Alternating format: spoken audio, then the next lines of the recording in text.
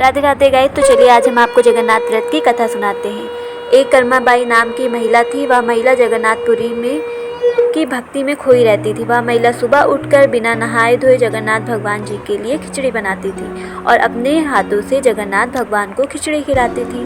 यह प्रक्रिया प्रतिदिन दोहराती रहती थी। वह सुबह उठकर सबसे पहले जगन्नाथ भगवान के लिए खिचड़ी बनाती थी और उनको खिलाती थी। इस तरह उसका जीवन कट रहा था। एक समय की बात है कि वह एक बार एक साधु महाराज उसके घर में पधारे और कर्माबाई से कहने लगे कि हम भूखे हैं, हमें भोजन कराओ, तुम्हारी सारी इच्छाएं पूरी होंगी। कर्माबाई ने सोचा कि साधु महाराज को हमारे घर पधारें और उनको मैं भोजन अवश्य कराना चाहूँगी। कर्माबाई ने साधु महाराज को अंदर बुलाया और उनको भोजन कराने लगी।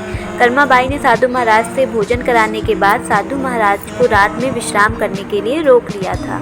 सुबह जब कर्माबाई बिना नहाए धोए जगन्नाथ भगवान जी के लिए खिचड़ी बना रही थी, तब खिचड़ी बनाने के लिए उस साधु ने कर्माबाई से पूछा कि खिचड़ी किसके लिए बना रही हो। कर्माबाई ने कहा, ये खिचड़ी जगन्नाथ भगवान के लिए बना रही हूँ। साधु ने कहा कि तुम ऐसा मत करो, बिना नहाए धोए भगवान का भोजन नहीं बनाना चाहिए, तुम अपने नियमों को बदलो। दूसरे दिन कर्माबाई ने साधु महाराज की बात को मानकर ऐसा ही किया, लेकिन नियमों के हिसाब चलते ही कर्माबाई को खिचड़ी बनाने में देरी हो गई। दोपहर के खाने के समय कर्माबाई ने जगन्नाथपुरी भगवान को खिचड़ी खिलाई थी और जब जगन्नाथपुरी भगवान खिचड़ी खा ही रहे थे, तब उनका दोपहर के भोजन का समय हो गया था। वह खिचड़ी खाने के बाद बिना पानी पिए मंदिर में चले गए थे। जब भक्तों ने देखा, पंडित जी ने देखा कि जगन्नाथ भगवान के मुंह पे खिचड़ी लगी है, तो लोगों ने भगवान जगन्नाथ से प्रार्थना की।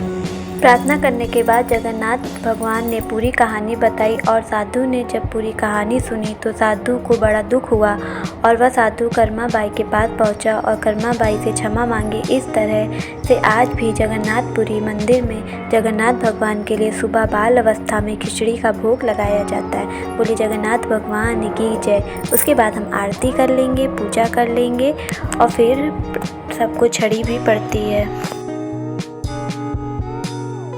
साथ बोलिए जगन्नाथ बाबा की जय।